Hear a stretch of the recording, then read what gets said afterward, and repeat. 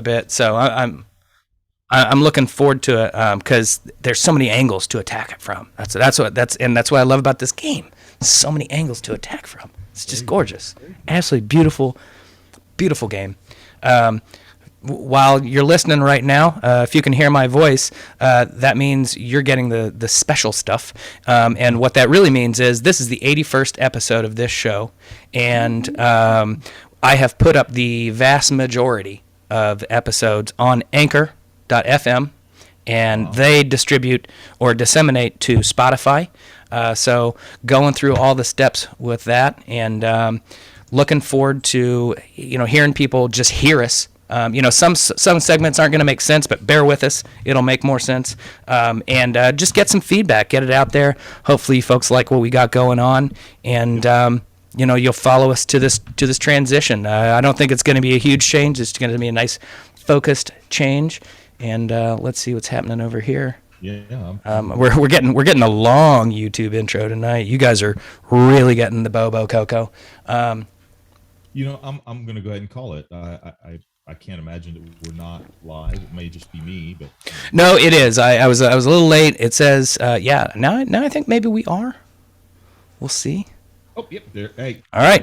There we are. Oh, I got on all my notifications came through at once. Hey, everybody! It is Wednesday night again. It's been a nice, warm Indiana winter Wednesday, as I wrote.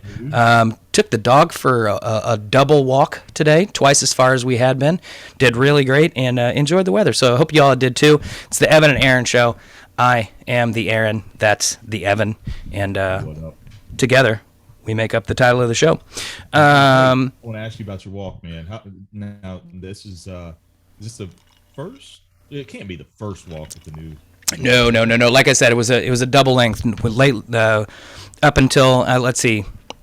Yeah, wasn't able to give her too many walks in the past few days because the weather's been bad and I had surgery and blah blah blah blah blah. But she's done really well so far on her walks, and today we went twice as far, and that helps to kind of tire the little puppy legs out and make them a teensy less bitey. So yeah, going pretty good, going really really well. So thanks for asking. I can't wait for you to meet her. I can't wait for you all to meet her. I'm going to have to bring her on the show when she won't, as I mentioned last week, eat things and bite through the docking station cord and cause all my monitors to explode at the same time. So that was fun. That was fun. That was cute. Evan, you've some thoughts on things right now, and I'm anxious to hear them.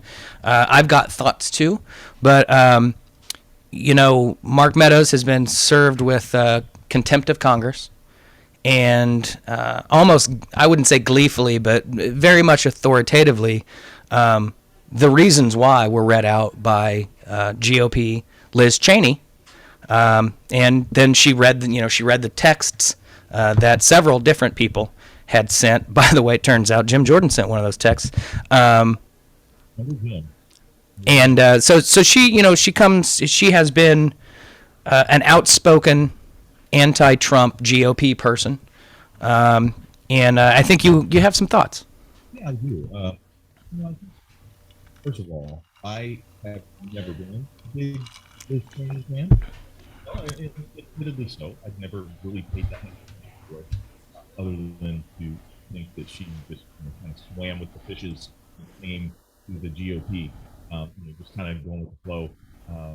And lately, hey, I got to interrupt. You are kind of flowing in and out here. Yeah, there you go. All of a sudden, you are no longer in whatever hole you were just in. Oh, see, there you go. As soon as I start talking about the GOP, that's it's indeed a black hole. Yeah, there you go. But no, I've got to give props. I never was a big fan of Liz Cheney. She never really, did anything to make you love her. Not saying that I was very very fast to being like, yay, Liz Cheney, but I think it's time to give credit. She is standing firm and is relentless in where she stands as far as Trump's concerned. And the fact that she had a chance to read out what what those tweets said, or not tweets, but what those texts said, it had to have a level of satisfaction. I mean, she Yeah. had to have been like, take this, Mm-hmm. When I heard those names, dude, and I know you have something to say about those names, but when I heard those names, I was like, holy cow, man, this is the epitome of just blind, blind allegiance. Mm-hmm. And for everything that the Democrats are kind of, I don't know. If you look at it, they're fumbling the football, putting a lot of their emphasis on the Build Back Better Act. I think they should be out, talking more about this Child Credit Act, or the tax credits that ended today. People need that. They still need that. Inflation's going on. It would be better if their focus was there. But in spite of all of that, unless Biden decides to declare war on Canada, I'm not sure there would be a bigger screw up for your party than to have this type of evidence, but just facts, like factual stuff. These things happen. They sent these texts. But I have a thought about that too. But I wanted to get your thoughts on the text themselves. Well, the first thing I want to say is I will give props to Liz Cheney where it is due. I will give props to Jeff Flake where they're due, and Adam Kinzinger, and a handful of Republicans, most of which have made a decision to not run again, so the consequences aren't so great. Liz Cheney has really suffered the most consequences by being stripped of some of her committee assignments. So props to them. I probably on very few other issues would we be in agreement, but in my opinion, that's good politics for America, is when people are bringing different ideological, policy ideas that still are meant to benefit the country. I disagree with their stances, but there's at least a cogent and coherent ideology behind it. Disagree with that to whatever extent you wish. But the irony is that Liz Cheney has voted with Trump more often than people like Boebert and Green and Cawthorn. Really, all of them are paying lip service. She intends to run again. I think that's ballsy. She's definitely going to get primaried. Yep. So, for as long as this is her focus, I stand with Liz Cheney, and this is where we can say it's kind of the title of the show. The enemy of my enemy is what? Like, at the end of the day, Liz Cheney and I are probably going to not want to share a beer with one another and not really want to, figure out a lot of policy ideas together. We're gonna butt heads. Okay, she's a hardcore right conservative on a lot of things, but she recognizes the damage being done to not only her party but the two-party system and the fabric of how this government works with how he's gone about things. So I give her credit for that. With regard to the texts, there's a part of me that's like, aren't we done now? Isn't this literally the smoking gun that all of these people were like, guys, the boat is fucking sinking. It is on its way down, and this guy is the only one with a block of wood and a mallet. He can literally do something about it. Please ask him to do something about it. And it's funny. It was Laura Ingraham, Sean Hannity, Don Trump Jr. Yep. Bet that is gonna make Christmas awkward. And then it turns out Jim Jordan apparently sent a text, which I thought Jim Jordan was in contact with Trump all day long, so who the fuck knows? But there was a funny post by The Daily Show, and they cribbed one of Laura Ingraham's actual texts to Mark Meadows. Mark, the president needs to tell people in the Capitol to go home. This is hurting all of us. He is destroying his legacy. I'm going to say asterisk. We can get back to legacy later. But then they joke, Agree, but how do you feel about saying the exact opposite of that on your show tonight and for the next 11 months?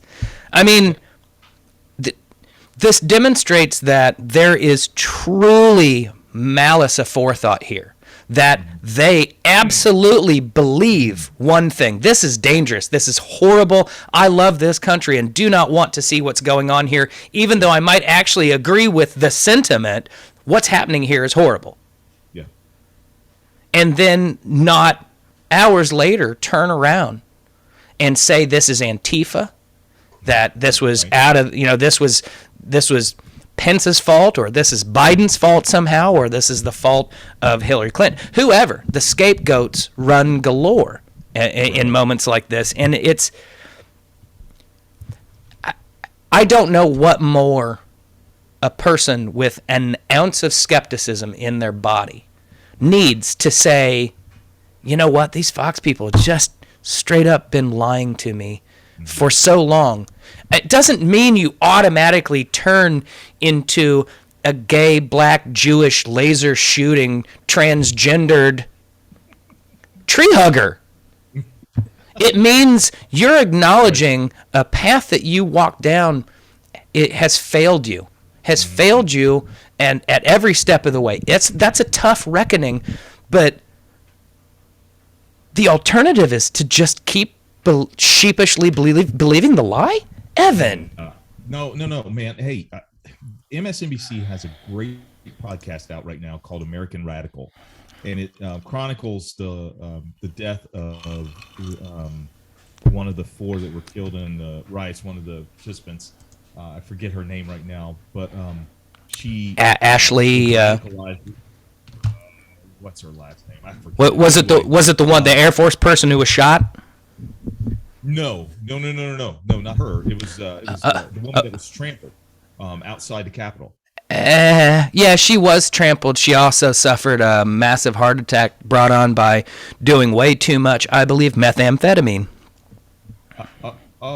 Did you just ruin the podcast for me? Oh my God, dude, did you spoil the podcast? I'm only on episode 2. I had no idea. Oh, well, that's just in the news. I mean, I'm like, I'm sorry they're sandbagging the story, man. I mean, just fucking Google it. But that's the thing. I got a long commute. I don't want to Google it. I want to be suspense. I want to be put in suspense about it. But anyway, Evan got up 40 minutes into the Titanic and came back. Goes, don't tell me what happens. The boat doesn't sink, does it? Oh my! Are you shitting me? It's called the Titanic. No, you know what I said. I came back to you and said, "Man, just tell me, do the black people die first? Do they die first in this movie too?" Dude, that movie is so European. Yeah, there are no black people on board the boat. I was like, yes. Anyway, no, I'm not celebrating people. The only dark people are the guys shoveling coal on the bottom level of the boat, and even they'd be like, no, sorry, no blacks allowed. The pasty Irish guys that are covered with soot and stuff. Damn right, John. Spoiler alert. I don't know what happened. But anyway, it's a phenomena. It's that herd mentality that happened, and I really do believe this. And I heard this before. I believe that the majority of those people that were there on that day had no intention of killing anyone. I believe that the people that were there that day had no intention of being seen as criminals, because I believe that they had all mentally prepared themselves and had listened to messaging, and they've convinced themselves that they all are patriots. Mm-hmm. That they all were doing the right thing. This country was robbing our president, because this is what you hear from a lot of them. Our president called us to Washington, and I'm telling you, Aaron, I'm not trying to excuse anyone.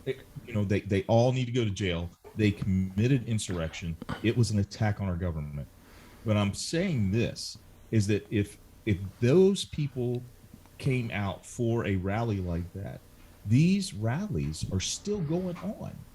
They're still happening. Yep. Trump is still having them, and people are coming to them in droves. And so these same people have the same mentality of those people on January 6th. I'm sorry, they do. No, you're absolutely right. But the Confederacy thought they had a righteous cause. The first couple years of Nazis thought they were in the right. The kids flying wooden airplanes being towed behind real airplanes in late 1944, early 1945, I don't think they were so down for the cause. But I mean, yeah, you're not wrong. But I got to separate a few things. Please do. I don't know what number it is. In the same way that I don't know what number of cops are really, really shitty cops that are looking forward to cracking some skulls, a certain portion who kind of are okay with that, a certain percentage that just turned a blind eye to it, and whatever, the spectrum of it. I don't know those numbers, but they feel off. I don't know what number of people showed up to the Capitol hoping to commit acts of violence. But an awful lot of people showed up prepared to commit acts of violence. And I'm willing to acknowledge that in any mob that gets out of hand, the energy gets amped up. Apparently, I'm sorry, I misspoke earlier. Spoiler alert, not methamphetamine, Adderall. She was jacked up on Adderall. She had a big Adderall issue. So You hate me that much? Like, you could have just... Oh my... I don't think that's the detail that's going to be the... But it sounds like there was a fair amount of... Here's what's funny. A dude he admitted that he got out of hand. He didn't intend to get in the Capitol, but he did, and he was the guy that smoked a joint on like Facebook Live or some shit like that. Oh. And I gotta give a credit. There's an interesting cross section of people who showed up to this whole thing, because there's an awful lot of these sovereign citizen movement people. I'm not subject to the laws of any land. Well, okay, cool. Then you don't get to drive a car. I mean, you're not subject to the laws, but I mean, you're subject to the laws. Anyway, there's as John said, no one ever thinks they are the bad guy. Mm-hmm. And it's like that British show, they were mocking the Germans, and he goes, do you mean we're the baddies? Yeah, nobody thinks it, but the problem is, look at the number of people now who are like, yeah, that was fucked up. We totally got out of hand. We like, oh geez, I'm sorry we broke into the Capitol. The fun subset right now are the ones who are like, fuck Trump. He lied to us. He said he was going to march there with us, and he said he'd be there for us. So you know what? Here's everybody's names. Here's all the info on how we planned it. The Attorney General of Washington, D.C. just filed charges against the Proud Boys and the One Percenters. Wow. I mean, it's about fucking time, is all I'm saying. Yeah, no, I mean, you know, it's a strange crowd, as you knew, you know, earlier on this year. I was frequenting Parlor, especially after January 6th, and you know, I still am recovering brain cells from doing so. But that was a huge sentiment. Like early on, they were like, you know, Trump betrayed us. Yeah, you know, he got on TV and he did the whole thing and blah blah blah. He should have just, you know, he shouldn't have said anything, and you know, condemning the whole thing. He caved, basically. He caved, and it's going to be interesting to see, because this I'm trying, you know, this last election, off-year election, the Republicans, you know, did pretty well, but they were the Republicans that kind of broke away. Ish. Trump a little bit. Ish. They distanced themselves a little bit. Still, you know, peddled the same BS, you know, that but they didn't appear with Trump. They did, and they won. Mm-hmm. And they won. Now, part of that, and we've talked about it before, part of that is just simply that's history. That's what Mm-hmm. happens Mm-hmm. on all of your elections. You Democrat wins the White House, Yeah. well, then you lose some state seats and It happens. all that stuff. It happens. But it would be very interesting to see more inner conflict in the Republican Party if they take that information and Mm-hmm. disseminate from the information. Hey, dude, further away from Trump we get, it might not be too bad. Why I guess my question is it's been, they had the almost year lead up before the 2016 election to say, guys, we can't have Trump as the head of the GOP. Even if he loses the election, he's going to want to continue influencing it. Then they had the 4 years of his presidency to be like, guys, every day that gets worse. Can't we get a little, meeting going on here and talk about this? Right.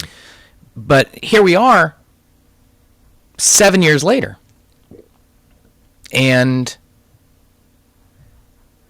there's really no coalition of any sort, with any real backing that's anti-Trumpist. Right. So what's the incentive? I mean, the only thing that's going to happen is to break that is can you run for president if you have a federal case ongoing against you? I would hope not. Yet another rule we need to try out in the country, apparently.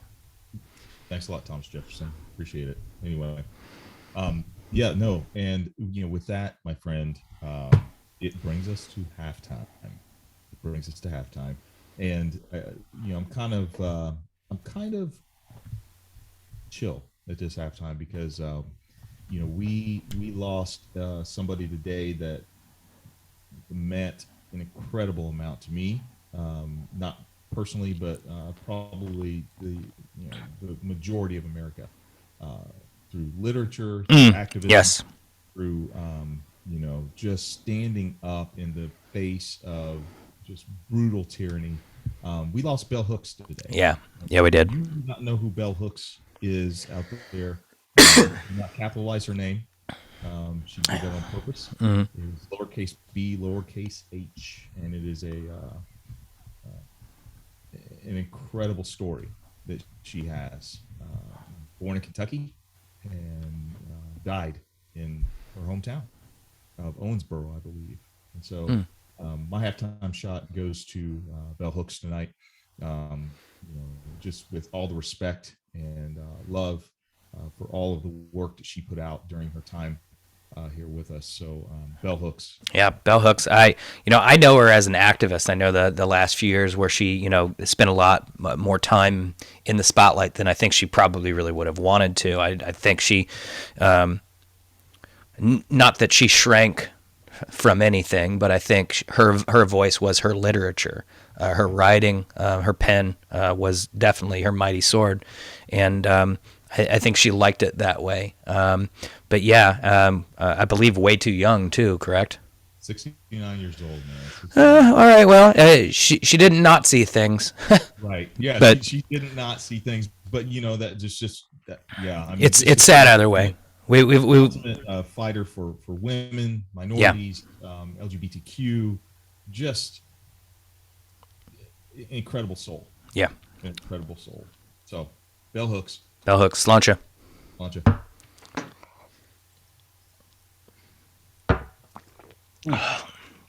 Oh, it hits so good. That was the original JMO. That wasn't the smooth one. Whew. Alrighty. So you wanted to have a little chat about the Premier League ladies side of things. I was hoping Io would have popped in because he is definitely the resident he's the guy. ladies game understander, and he knows the ladies game. But much like our counterparts in the men's league, the ladies are doing pretty well. I believe Chelsea are in second?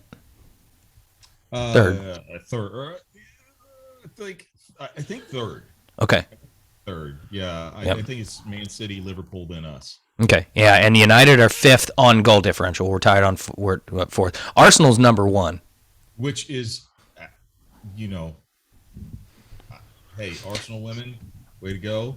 Well, Actually, Chelsea women they're second. They are second. Okay, the Arsenal women are, I think, one of the first teams. I freely admit it. Man, you were late to the game when it came to really investing in a women's side of the game. Arsenal are really, some of the trailblazers, at least in England. I think the French league maybe started up first. I don't know. This is where IO would come in handy. But one of the things that I think is an interesting aspect of the game is, that there's not as much money in the women's side of the game. So you're seeing a lot of, players move between clubs because of the offsetting seasons. For example, Sam Kerr was, I believe, in Chicago. And then, we find her now, helping Chelsea win the FA Cup. Scored a brilliant goal. We talked about it a few weeks ago. So I find that to be an interesting aspect of the game. You see it in women's basketball as well. You see a lot of the WNBA players go over to Russia. What has, if anything, has caught your eye about the women's club game? I think, what's interesting about it, Aaron, is that, this argument that has happened over the years. The argument for the women's game has always been, in America, that it's really technical. Like, they're so good technically, and that's a code. That is. I mean, let's just say it like to a certain extent. Yes, it is. Yeah. I mean, it's code for like, oh well, it's not as exciting.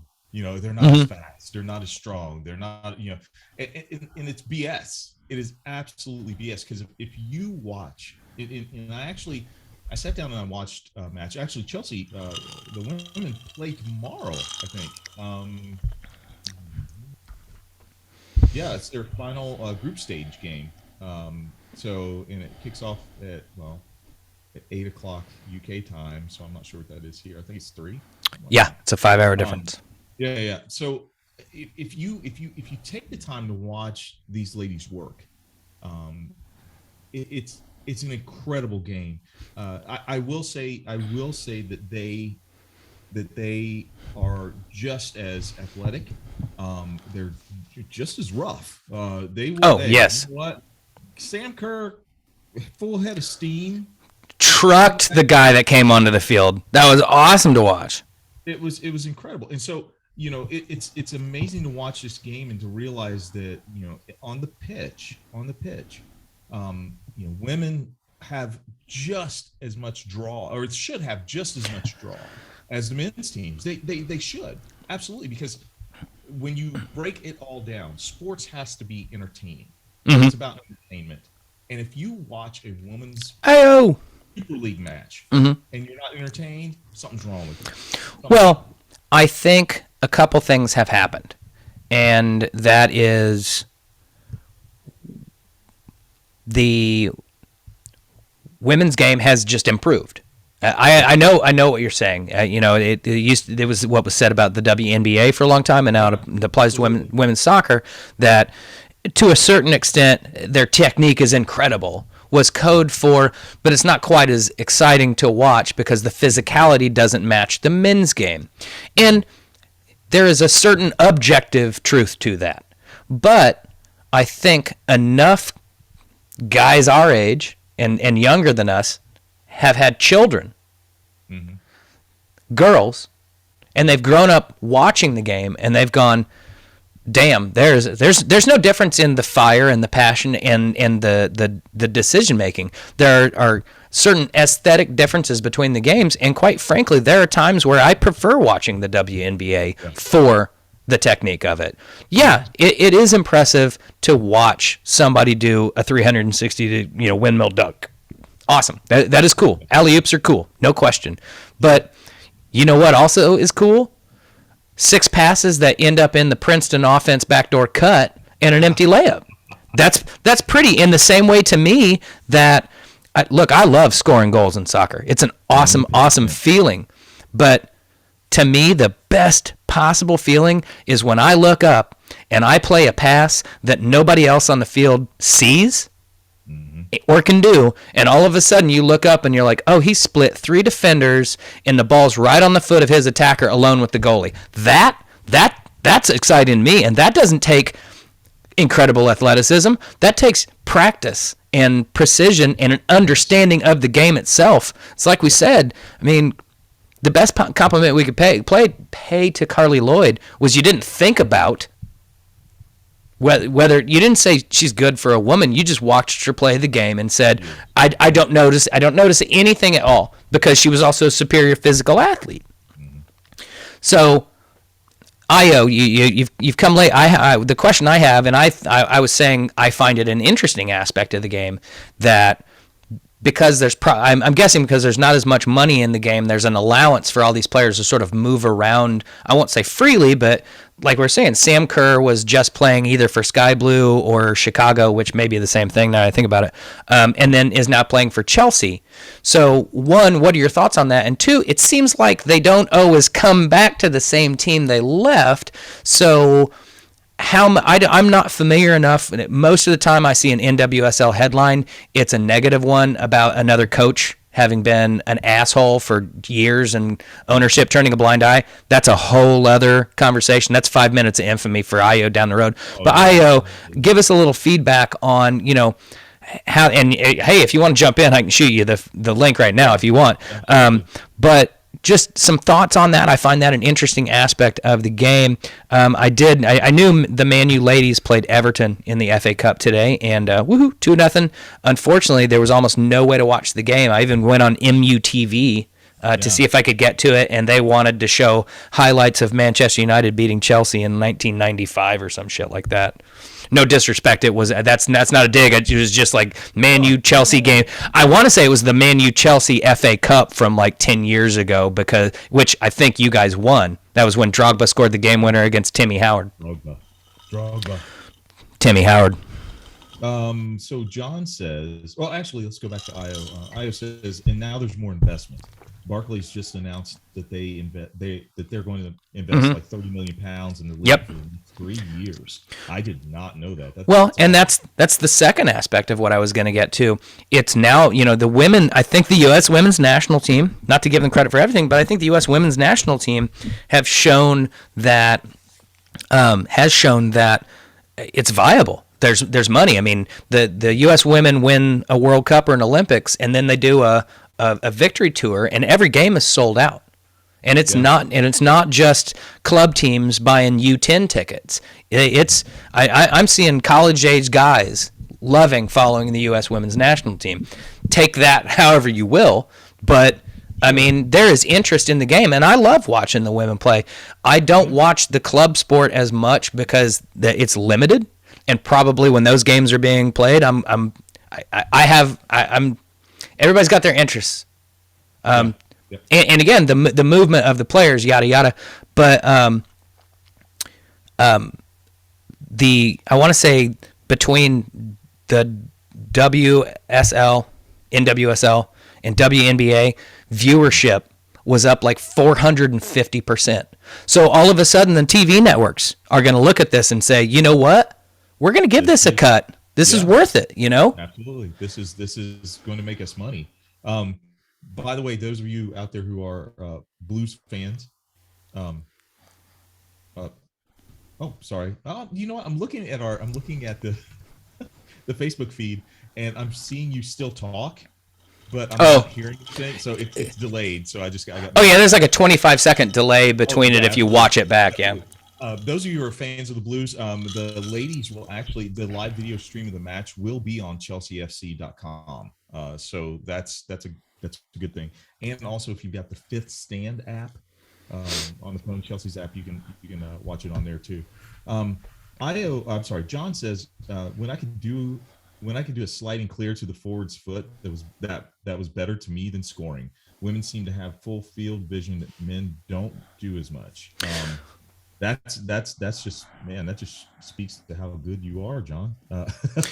Well, I think again it illustrates, and we're sort of, swinging some broad brushstrokes around here, but when you can, outrun everybody on the field. You play the game a different way, and you ask for the ball in a different way. If you know you can start at midfield and be 10 yards behind a guy in 5 strides, then dump the ball over the top and I'll go get it. Yeah. Play those through balls. It changes the way you play the game. I was not a good technical player growing up because, believe it or not, I was short, fast, and could outrun everybody on the field. I didn't have to develop those skills. But when you're in small-sided games, and again, the game's developed so much further from when I was being coached at 15 years old, but they're also getting a level of play. And do you remember in the 90s, maybe late 80s, early 90s, Boris Becker? Oh, man. Okay. Andre Agassi. Agassi, man. Okay. I hated Becker. Boris Becker and Andre Agassi were great tennis players, but they're also tremendous athletes. They had just amazing physical ability, so they played the game a certain way. Then you had Michael Chang, undersized, underpowered. Yes. And he did have an absolute engine and work his ass off, but he played the game a different way. He had to play the game a different way because he wasn't those guys. So that's what I'm saying. Look, the average size for a woman playing the game is probably like 5'2", 5'3", 5. Yeah. 130 pounds. They don't have the physical ability to ping a 70-yard ball, but they don't necessarily need to because of the way they've learned how to play the game. I would sure love to see Sam Kerr try it, though, man. I bet Sam Kerr can. I bet Carly Lloyd can, but I'm talking about, No, your average randos in the men's game can at least hit the ball that far, whether they have much accuracy or not. I mean, not everybody's Marcelo. Love me some Marcelo. My injuries may be a better player. John, they make us all smarter is what it does. Smarter. What you said something I wanted to pick up on about the women's game. Like, I want to ask you a question about this. Do you see? I think the thing that I love the most about women playing, especially this sport, especially playing soccer, football. What I love that. While and I'm not gonna do the whole there's so much of this as far as that, but it just seems like that the play is so much less selfish. It's not as Chelsea knows they have Sam Kerr. Mm-hmm. No, they have Sam Kerr, but they also make it, at least from the few matches that I saw, they weren't pressing to always get her the ball. I mean, when to me, and you can correct me as a major fan, when Ole was there, I feel like he put pressure on the entire team to get Ronaldo the ball, get him the ball, and it's not his fault because when you have Ronaldo, you want to get him the ball. But I feel that there is less of that in the women's game, and there's just more of this, like, look, we all have to come together and do this thing together. I don't know.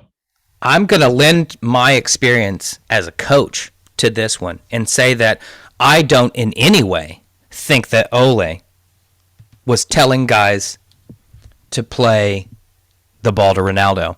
I think the problem becomes, it's the Ewing theory. The problem becomes when you've got such a historically dominant player, in the back of your mind, your thought is, get him the ball. So instead of working it around and going, it will eventually get to him because we're creating offense and he's the guy who will be on the end of it. Mm-hmm. You sort of say, yeah, but he's up there. Right. Let's knock it. So maybe, just maybe, this is my experience as coaching a few different women's teams, is that their level of camaraderie and team mentality, I feel, comes more naturally, and therefore they're like, yeah, Sam's up there, and she'll eventually get the ball, and when she does, she'll score a goal. But this is how we play, and she's smart enough to know to just be there on the end of it. And when occasionally she gets the ball and picks it up and just absolutely trucks 3 defenders and scores a smasher, then, oh yeah, she can do that too. But, you know, I think maybe, you know, something I learned was that I coached some badass individual guys. Best team I ever coached was U16 girls team. Wow. They were, the way they worked together, and trust me, they took no shit and had each other's back to the end. Mm-hmm. And could absolutely ball. Yep. Man, that's awesome. All right, ladies and gentlemen, with that, we have reached the Hey Aaron segment for tonight. And I love this because sticking with the theme of the footy football, Aaron, well, let me start out correctly. Hey Aaron. What the hell is a false nine? The false nine. So this sort of piggybacks a little bit on what we were talking about last week, about the numbering system, the traditional numbering system of the game. And in the traditional numbering system in the game, the number 9 is your striker. Whether you're playing a 4-4-2 or 4-4-3 or even a 4-5-1, whatever, the 9 is typically head of the spear. And they tend to play highest up the field, and especially in the modern game. Well, let's take Liverpool as your example, or Liverpool is the better example, I think. You typically have Mane, Firmino, Salah, and Firmino is the out-and-out striker. Now, some would say Firmino does technically play as a false 9, but he ostensibly lines up further upfield. Okay, that was their role. It is meant to occupy a central defender. So even to apply that to, the 90s 4-4-2 that would have been popular, the number 9 is a striker, the number 10 is the other one, and their job is to occupy the opposing team's center backs. And basically Manchester United, Andy Cole and Dwight York, Sir Alex Ferguson dared the other team to say, can you mark us? Can you deal with that? The move to things like the 4-2-3-1, 4-5-1, 4-3-3, which has become really, really prevalent, you tend to have a guy who plays as a 9, but he will drop much deeper in. And yes, whoever said that, Troy. That for most people in the modern era, Messi is one of the better examples of a guy lining up ostensibly in the number 9 slot. Ignore the number that's actually on his jersey. Lined up in the number 9 slot, but really had free reign. And part of that is it's Messi. I mean, prior to Messi, really the only person who'd sort of done that position was Johan Cruyff. But that gets into a whole other discussion about the Dutch Clockwork Orange and how they moved around the field and all that shit. So, yes, go ahead. John asked a good question. He says, was it Pele? Well, no, because I think Pele was considered really a traditional 10. He was on the ball a lot and a playmaker, and he scored a lot of goals. But if you look, he really spent a lot more time setting guys up. He scored a lot of goals, for sure. He scored a lot of goals. But some of the most iconic plays that you'll see from Pele is him getting into a great position and laying the ball off for a guy to just knock it into an empty net. But, I mean, you're not wrong in the sense of Pele was Pele. Maradona was Maradona. Messi's Messi. They're sort of, it's the idea of this player's so good that I'm going to give them license to just sort of move around. In today's game, I think the most common team you see playing it is Man City, because they're accused of not really truly having an out-and-out 9. They don't really play with that type of striker in their system because they just don't have one. They didn't buy Harry Kane. They didn't buy Cristiano Ronaldo. That sort of thing. So Jack Grealish is playing that role. Is that what you? No. Jack Grealish is playing. He's an 11. He's the attacking player. And again, the problem is these numbers don't easily fit into the interpretation of the modern game because so many of these guys are building on ideas they've had. I keep mentioning the Clockwork Orange from the 70s because that was really the first time a team had adapted a full mindset of, the numbers and the positioning on the field don't really mean all that much. The Dutch basically said, we're going to hit you with a whole bunch of midfielders, a whole bunch of guys who can play on the ball. Historically, you didn't want your center back dawdling on the ball a whole lot. When in doubt, play it out. That kind of shit. Now, if you aren't good on the ball, John, we're trying. That's awesome. The budget is low. Here, okay, so I can see what's going to happen. Instead of FIFA, it's going to be like Madden. It's going to be Gordon 22. There you go. I would absolutely love to have the big board. Nobody's better on the big board than Gary Neville, by the way. I think Cesc Fabregas played the false nine for Chelsea quite a bit. I would argue that Wayne Rooney played a false nine for Manchester United at times, and Io is right. For it to work, you really have to have players who want to get in behind, run past the number 9, and that's in traditional football, that's a bit taboo. You don't pass lines because who's back? You don't worry about that as much anymore because a guy like a Michael Carrick, a guy like N'Golo Kante knows that if the field is unbalanced and there's a ball over the top, I'm now a center back. It's my job to get back and protect the goalie and to save one off the line if I need to. Hell, there was a video of Wayne Rooney doing that today.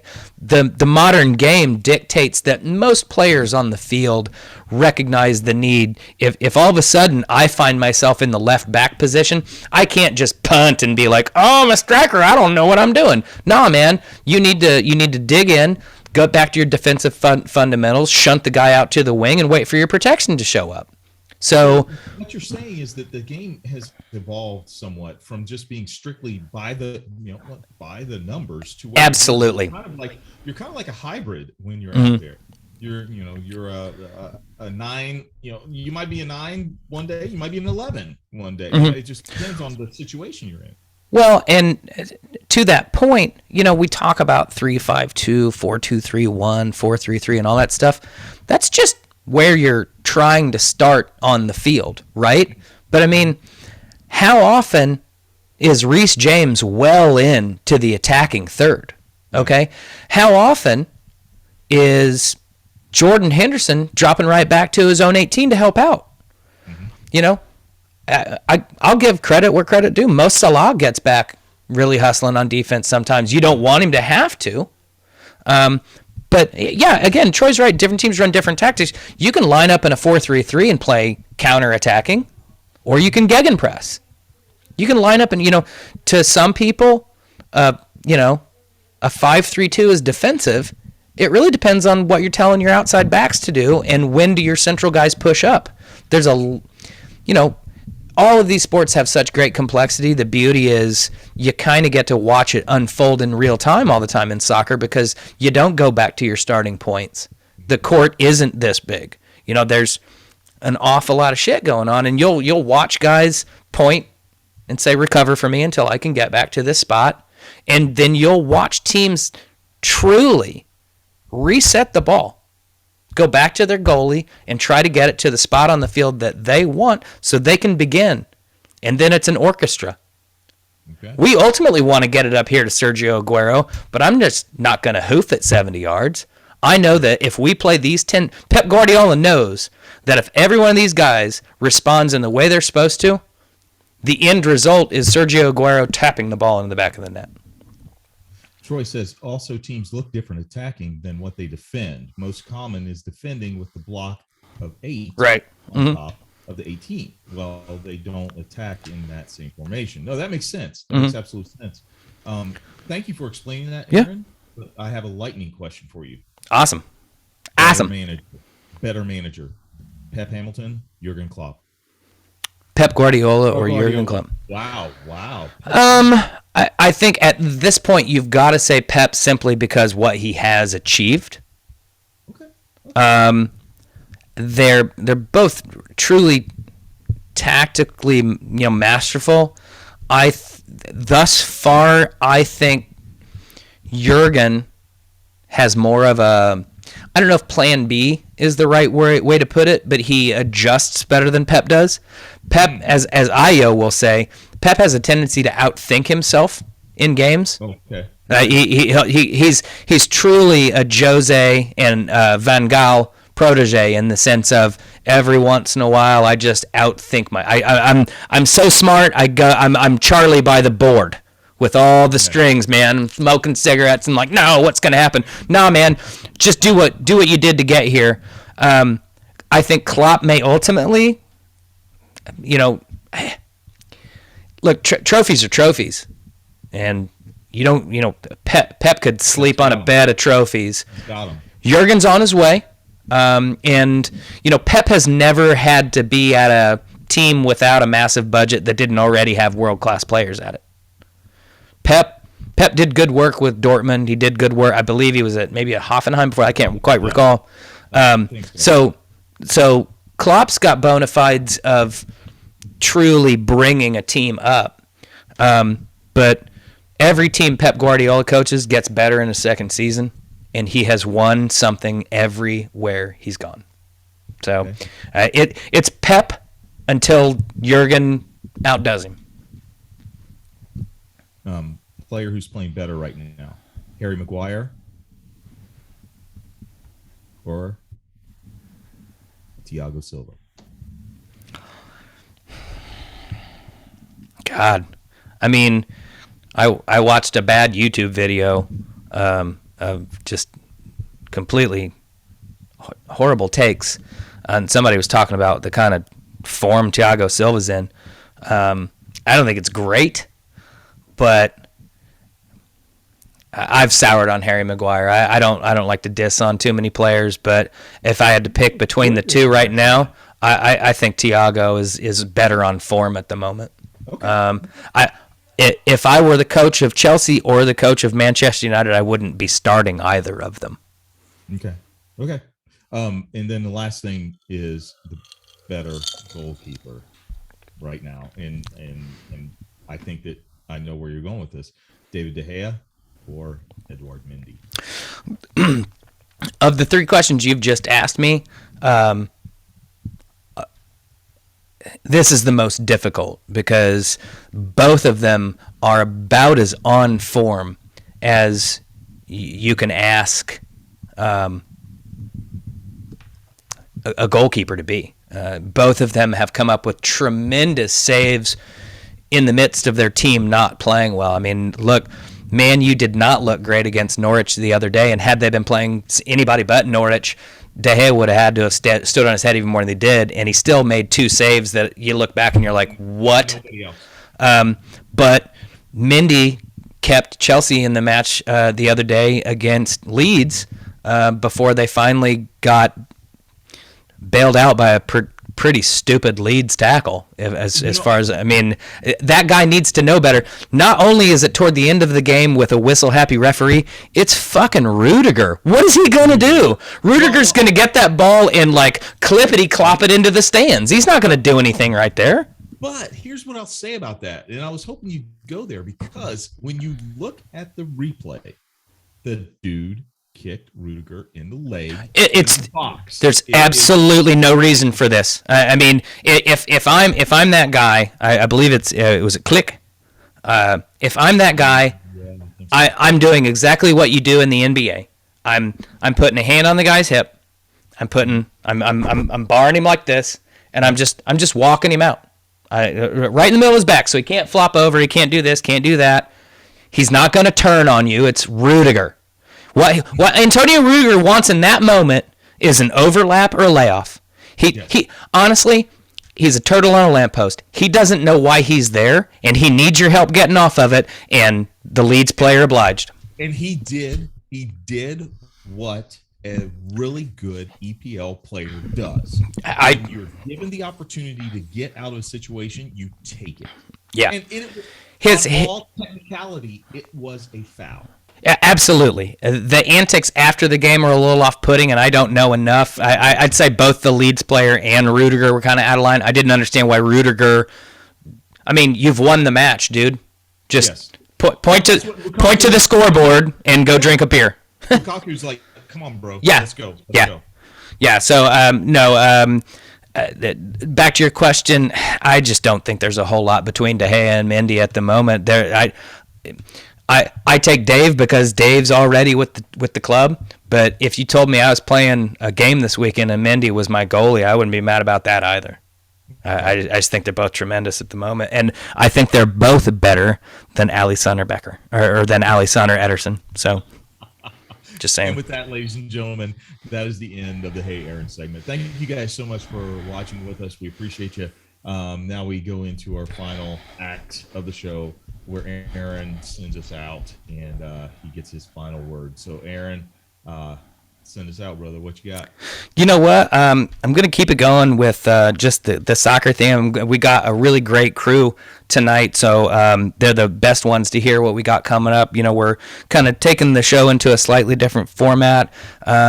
Probably going to be less live interactive than what this is, but I hope that being able to listen and watch the show will encourage you to give us feedback when you are able to, and then we want to have people on the show. I really want guys to come on and bring their perspective in particular segments, whatever that is. If they're a youth coach, they got a particular expertise, they're a referee, whatever. So we're going to be hitting you guys up. It's an exciting time, and I'm really looking forward to it. And I love what we've done up to this point, but I think this is the right direction to take things at this time. And I'm pretty sure you're all going to find it really a lot of fun and interesting. And we're just really looking forward to it. So it's been great talking with you all tonight. Really appreciate the interaction, and some good games coming up over the next few days. I love, as stupid as it is, that the only league to continue to play this time of year not only continues to play this time of year, but decides, you know what? Let's play 4 games in 12 days and make all of our teams that are about to go play in the Champions League tired. So, thank you all for tuning in. Watch you some footy. Evan? Black people vote. Black people vote.